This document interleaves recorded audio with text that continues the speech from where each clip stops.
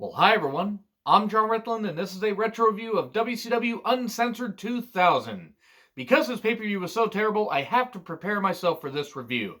I wonder, that should do it, because my god, this pay-per-view was awful.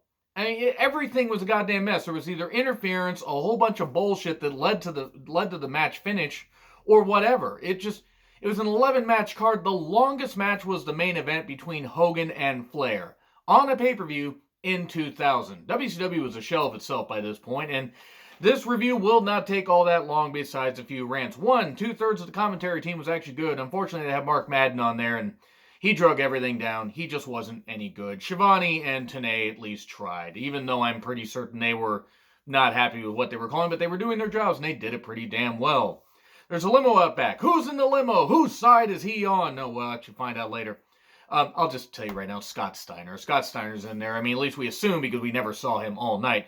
We get the artist formerly known as Prince Iukea with Paisley versus Psychosis with Juventud Guerrera. Cruiserweight Championship match. Chris Candido has joined commentary. He is going to be part of WCW, which I don't think he was part of WCW for long. I mean, the company was only around for another year, so he could have been there till the end and it wouldn't really fucking mattered. The match was fine. It was typical action. Both these guys are good workers. I mean, at least were good workers back then. Maybe still are now. And Hoovy ends up kissing Paisley to distract, but then the jumping DDT by Iukea gets a victory. 1, 2, 3. Cool. Okay, whatever. Sadly, this was kind of the high watermark of action until later in the card because everything else was either a horrible stipulation match or just a bunch of bullshit, like Norman Smiley and the Demon. The Screaming Demons, as they were called, versus Excess. It was Lenny Lane and Lodi, by the way. They were formerly the West Hollywood Blondes, but they were called Lane and Rave. They were like punk rock type stuff. They were trying to be badasses or trying to be made into be badasses. To be fair, they're two good athletes, but they were two guys that were just doomed to be jobbers right here. Miss Hancock joins commentary. That's Stacy Keibler, by the way, for those who don't know their WCW history. Commentary fawns over her. Of course they do. I know a lot that are watching like Stacy Keibler. And the Screaming Demons win. You get the chicken wing from Norman Smiley. Norman Smiley's a really good worker. The Demon was also there, but the crowd loved Norman. And then we got, the weird dance that Norman Smiley did, the big wiggle thing. We got that action, and Miss Hancock got involved. And we got all that stuff going, especially the referee. I guess it was supposed to be fun. To be fair, it looked like everybody was having a blast, so at least there was that.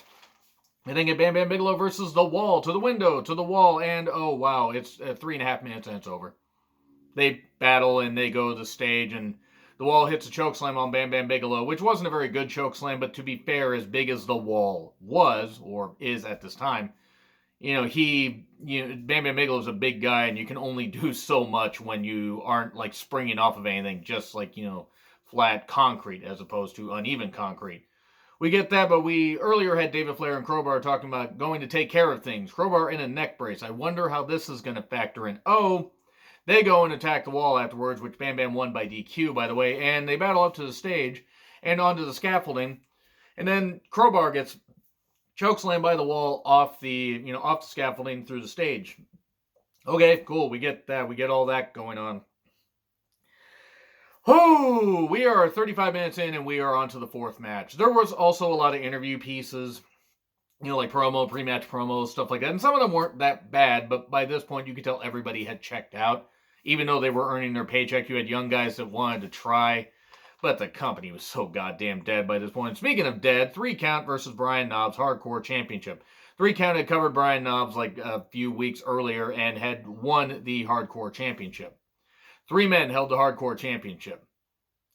Yeah, you thought Co-Champions was bad. Co-Champions. That's even worse. Coco Power Ranger. I don't know. Anyway. Brian Knobbs goes backstage and takes an insane amount of time to get a cart full of items, including a fire extinguisher, various weapons, a ladder, and all that. One of those, plastic rolly bins that, venues put trash in to roll them around and everything. God, I had to use one when I worked at the movie theater. I remember those. They sucked. So, 3 Count has to get beat. Every member has to get beat so Brian Knobbs can get the Hardcore Championship back. If one of them pins him, then it's over and they retain the championship.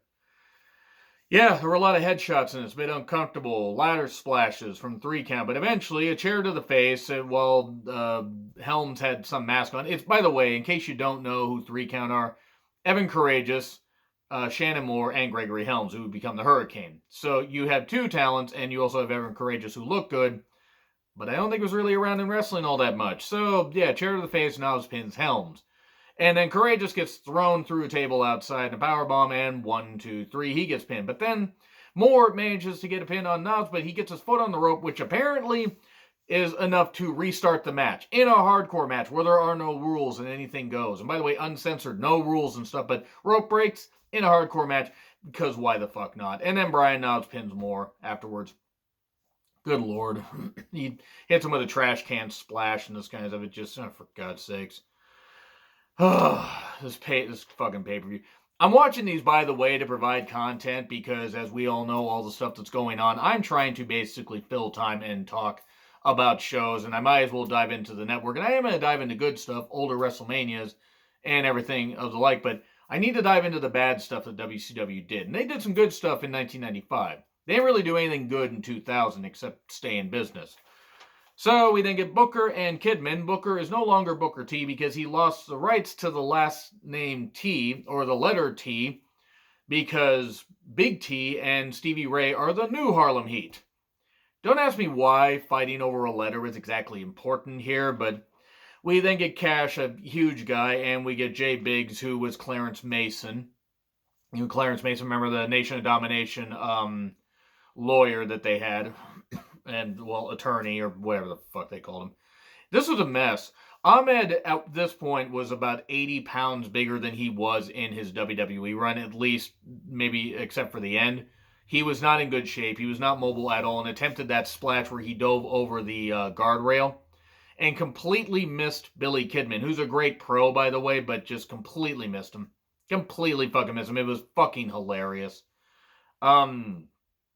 Eventually, sidekick, sunset flip, and Kidman pins Ahmed Johnson, or Big T. I'm calling him Ahmed Johnson because that's what he was known as, and my God, he was a flash in the pan in wrestling, wasn't he? This match is fucking atrocious, and we are only halfway through. No, we're not even halfway through the card yet because it's 11 matches. Now we're on the 6th match. Fit Finlay, that is, versus Vampiro. Falls Count Anywhere. Okay, it wasn't bad. Finlay was trying to beat some respect in the Vampiro, and they'd had this, and they had casts on their arms. Everybody had casts on their arms, by the way, or a lot of people did, because Lex Luger had gone around breaking arms and everything while beating Liz. I don't like Luger, in case you don't know, and don't worry, Luger's going to get mentioned here a little bit later. The match was fine. They went into the crowd. T's going into the women's bathroom, went into the men's bathroom. Vampiro dived off the top of one of the stall doors, got a can to the face. That was really dangerous. And Nail in the Coffin, after they were outside the arena, they went back in, Nail in the Coffin among a whole bunch of fans, and Vampiro wins. Okay, cool, whatever. It was what it was, and I now present the one reason why it was good that WCW shut down, because the Harris Brothers had NWO music because they were still trying NWO 2000. The Harris Brothers ever being associated with the NWO, as much as the NWO did to kill a lot of what was, good in WCW because they didn't know how to, keep it going properly. They just had them eat up everybody. The NWO led to a lot of success and the downfall. The Harris Brothers, that joke of a goddamn team ever being associated with the NWO, is ridiculous. Fucking ridiculous. Goddamn Nazi motherfuckers. Anyway, so they faced off against Vito and Johnny the Bull in Disco Inferno first in their corner, and then on commentary.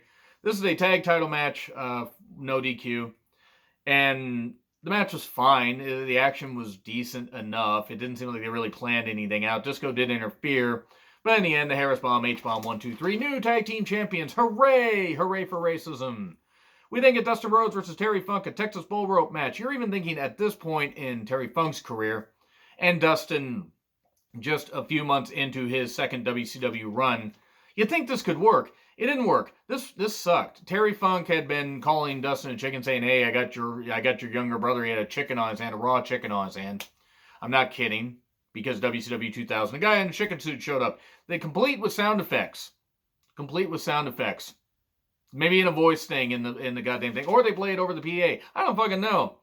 The match was horrible. Match was goddamn horrible. And these guys are two pretty good athletes. Even Funk at this stage of his career should have been able to have something, but nope. The ref got hit with the cowbell while Terry Funk was trying to yell in the mic for Dustin to quit. And then a pile driver under the cowbell, and Dustin gets a victory. And then they brawl afterwards. For fuck's sake. For fuck's sake. There was a raw chicken on a hand, easy for me to say, and a guy in a chicken suit. Luger then cuts a promo. Well, cut a promo earlier talking about laying a beating down on somebody while Liz was right there. Luger, who had beaten Liz and never took any blame for it, never went to jail for it. Yeah, Luger deserves a rotten hell for what he did. That's my point. So, he faces Sting. Lumberjack cast match. Everybody's got a cast on their hand. And then there are bad guys on the side of Luger, and everybody goes and brawls everywhere, and he apologizes to the Lumberjacks for breaking their arms first. Luger does, and then Doug Dillinger, the former head of security for WCW, is out there, and then Tank Abbott comes out and punches him out because security had been wrong to Tank Abbott, and then the Lumberjacks just go off and just do whatever the fuck they're doing, and then Liz hits Sting with the ball bat, the baseball bat. Jimmy Hart stops her, holding a strap over her and just riding her back, which, okay. We then get Vampiro with the bat to Luger, Scorpion Death Drop, 1, 2, 3. And then Sting when Vampiro would compete in the Human Torch match in May. Fuck, this is bad. Jeff Jarrett with 3 women of the NWO. Man, he comes out for his entrance. He's the U.S. champion, faces off against Sid for the World Championship. This match was shit. And I like Sid, even with some of the stuff that he's done that I'm not going to excuse, but I like Sid. At least he looked impressive. The Harris brothers interfered after everybody went into the crowd. Well, I mean, the wrestlers went into the crowd. Ref bump. Slick Johnson, that comically, ripped ref at the time, or at least, more ripped than others. He got punched out by Hogan because Hogan followed him and punched him out, hit a leg drop on Jeff Jarrett, put Sid on Jarrett, and 1, 2, 3. That's it. In case you're wondering why I'm running through these matches, they were so ridiculous. This is a 2.5-hour pay-per-view. And if you can make it through all this, then, credit to you. I mean, I made it through it all, and I've watched all these pay-per-views before. This is just refresher stuff, but my God, some of these are worse than I remember. Scott Steiner then attacks Hogan with a guitar. Because they only have 18 minutes left, Flair comes out there and attacks. And that's the main event, the strap match. Hogan versus Flair in a strap match. They didn't even have time for entrances. They were running that low on time. An absolute mess, another absolute mess, and basically strap action between two old guys. Have fun on seeing that. Luger attacks Hogan on the stage, hit him with a chair. Flair and Hogan bleeding, because of course they are. And the idea of a strap match is you have to touch all 4 corners, like in Uncensored 1995 that I reviewed. You can check that out on the Old School Wrestling Reviews playlist. But instead of Hogan doing that to Vader, he drugged Flair, who wasn't in the match, all 4 corners and won. Hogan pins Flair after the leg drop and then touches the 4th corner to win. Twice, apparently.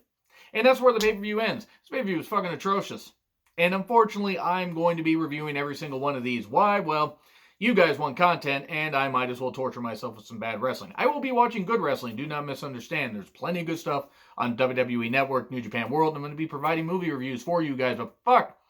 This made me appreciate a lot of the stuff that's going on now, because if I thought that some of the Raws and SmackDowns going on, at least until everything happened, were bad and not, that creative, this is even worse. This is a goddamn mess. Anyway, agree, disagree with what I said. Like, share, subscribe. Twitter handle in the description. I'm John Ritlin. I'll see you soon.